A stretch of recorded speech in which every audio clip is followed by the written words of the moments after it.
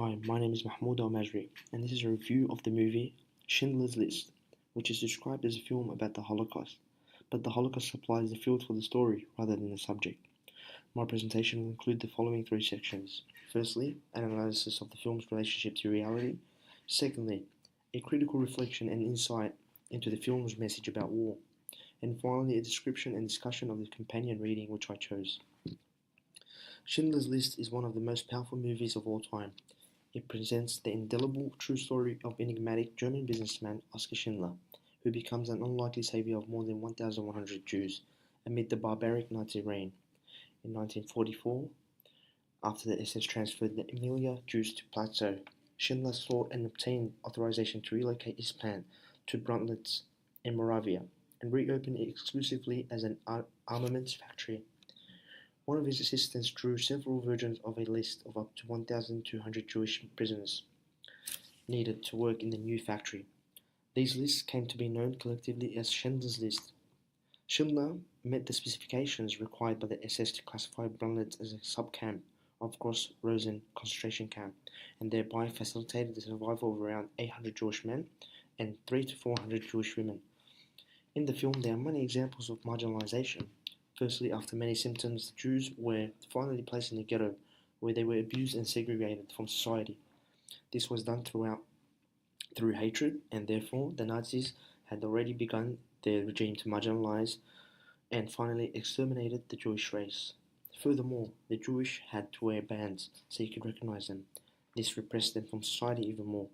The Jews in any case had done no wrong. They were normally innocent human beings and should not have been marginalized in such an inhumane way. For instance, in the film, all the Jews were kicked out of their houses by the Nazis and had to crowd into an area to register to enter the ghetto, and were given bands so they could be stared at. This showed the marginalization of Jews. In September 1939, the German army occupied the western half of Poland. German police soon forced 10,000 of Polish Jews from their homes and into ghettos, giving their confiscated properties to ethnic Germans from the Reich, or Polish Gentiles.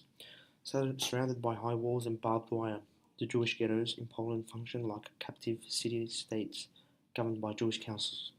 Meanwhile, beginning in the fall of 1939, Nazi officials selected around 70,000 Germans institutionalized for mental illness or disabilities to be gassed to death in the so-called euthanasia program. After prominent German religious leaders protested, Hitler put an end to the program in 1941, though killings of the disabled continued in secrecy. In hindsight, it seems clear that the euthanasia program functioned as a pilot for the Holocaust. The Holocaust was defined by hate, pure and simple.